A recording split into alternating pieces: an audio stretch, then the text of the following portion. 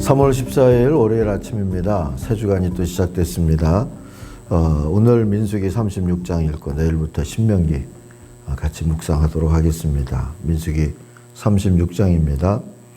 요셉 자손의 종족 중 므낫세의 손자 마길의 아들 길르앗 자손 종족들의 수령들이 나와 모세와 이스라엘 자손의 수령된 지휘관들 앞에 말하여 이르되 여호와께서 우리 주에게 명령하사 이스라엘 자손에게 제비 뽑아 그 기업의 땅을 주게 하셨고 여호와께서 또 우리 주에게 명령하사 우리 형제 슬로보앗의 기업을 그의 딸들에게 주게 하셨은즉 그들이 만일 이스라엘 자손의 다른 지파들의 남자들의 아내가 되면 그들의 기업은 우리 조상의 기업에서 떨어져 나가고 그들이 속할 그 지파의 기업에 첨가되리니 그러면 우리가 제비 뽑은 기업에서 떨어져 나갈 것이요 이스라엘 자손의 희년을 당하여 그 기업이 그가 속한 지파에 첨가될 것이라. 그런즉 그들의 기업은 우리 조상 지파의 기업에서 아주 삭감되리이다.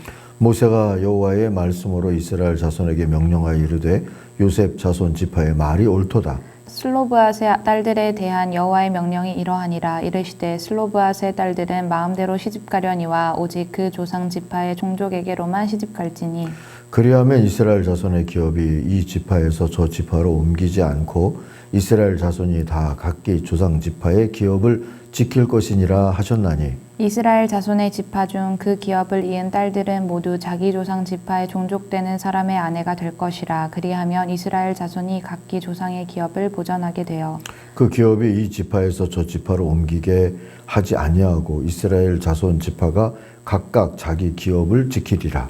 슬로브앗의 딸들이 여호와께서 모세에게 명령하신 대로 행하니라. 슬로보앗의 딸 말라와 디르사와 호글라와 밀가와 노아가 다 그들의 숙부의 아들들의 아내가 되니라. 그들이 요셉의 아들 므낫세 자손의 종족 사람의 아내가 되었으므로 그들의 종족 지파에 그들의 기업이 남아 있었더라.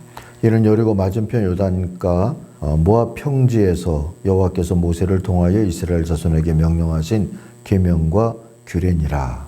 아멘. 공적 신앙의 꽃이라는 제목으로 오늘 묵상하겠습니다. 8절을 요절로 삼습니다. 이스라엘 자손의 지파 가운데서 유산을 받은 딸들은 누구나 자기 조상 지파의 가족에게로 시집가야 하오. 그래야만 이스라엘 자손이 지파마다 조상으로부터 물려받은 유산을 간직할 수 있을 것이요. 자, 요셉 자손 가문 가운데 므낫세의 손자이자 마길의 아들인 길르앗 자손 가문이 있었습니다. 그 길르앗 자손에 속한 각 가문의 우두머리들이 나서서 모세와 이스라엘 자손의 지도자들인 각 가문의 우두머리 앞에 나와서 물었어요. 그게 2절부터 나오는 내용입니다. 주님께서는 어른께 우리의 친족 슬로보앗의 토지 유산을 그의 딸들에게 주라고 명하셨습니다. 아들이 없어서 그렇게 했죠. 그러나 그 딸들이 다른 지파 사람 남자들과 결혼하면 그 딸들이 받은 유산은 우리 조상의 유산에서 떨어져 나가 그 딸들이 시집간 그 지파의 유산이 될 것입니다. 그렇게 된다면 우리 지파의 몫으로 분배된 유산의 일부를 우리는 잃고 맙니다. 이스라엘 자손이 누리는 신년이 되어도 그 딸들이 물려받은 유산은 그 딸들의 시집 지파의 유산에 합쳐질 것이므로 결국 우리는 조상 대대로 물려받은 지파 유산에서 그만큼의 유산을 잃는 것입니다. 했어요. 므낫세 지파의 슬로보앗이 5명의 딸만 남긴 채 죽었죠. 이로 인해서 딸들이 기업을 상속받는 법이 제정됐죠. 그게 27장에 나왔던 내용입니다. 근데 이제 모세는 하나님의 명을 받들어서 여기에 한 가지를 더 확실하게 해야 하도록 됐어요. 토지가 같은 지파 안에서 보존되도록 하느냐 아니냐 하는 문제 말입니다.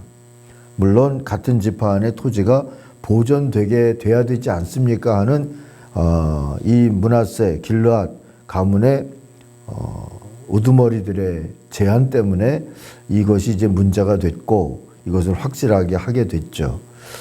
어떤 결정을 하나님이 하도록 하셨을까요? 6절부터 9절에 나오는데요. 아들이 없어 딸이 기업을 물려받을 경우에 그런 딸은 아버지 지파 안에서 결혼하라는 지침이 정해진 겁니다. 6절부터 한번 보실까요? 슬로보아 딸들은 자기들의 마음에 드는 남자가 있으면 누구하고든지 결혼할 수는 있어. 그러나 그들이 속한 조상 지파의 가족에게만 시집갈 수 있어.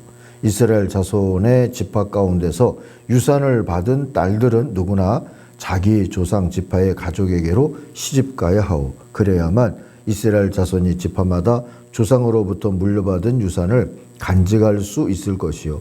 지파의 유산이 한 지파에서 다른 지파로 옮겨지는 일이 없어야 이스라엘 자손 각 지파가 제각기 물려받은 유산을 그대로 간직할 수 있을 것이요. 했죠.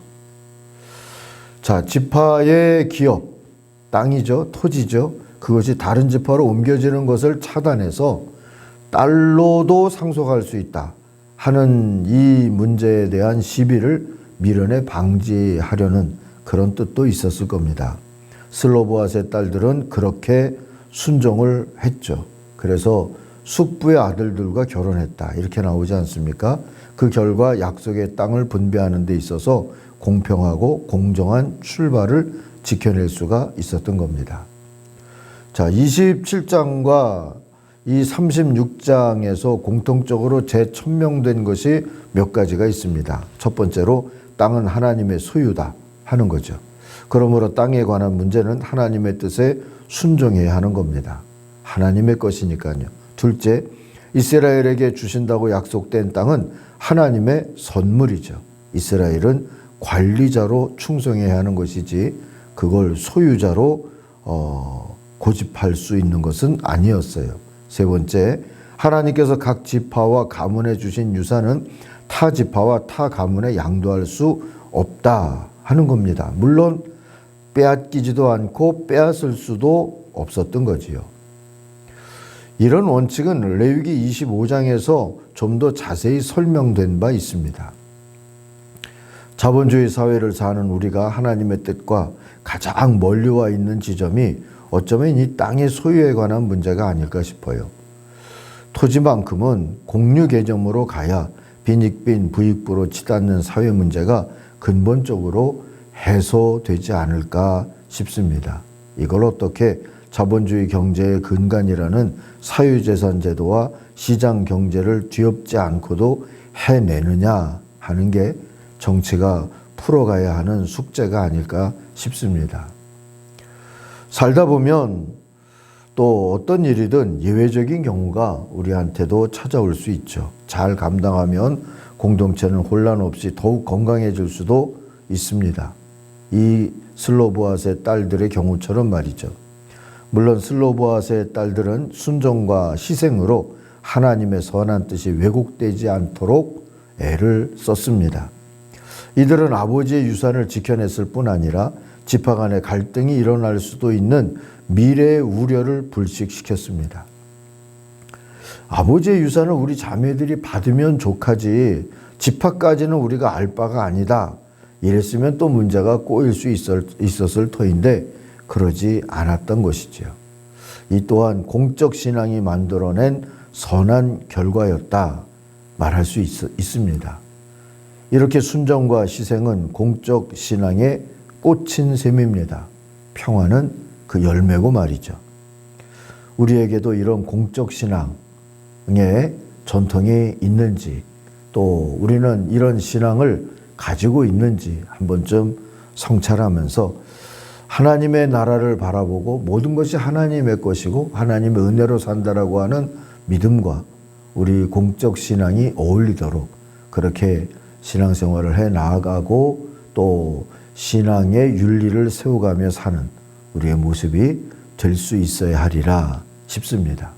그런 믿음을 달라고 우리 함께 기도할 수 있기를 바랍니다.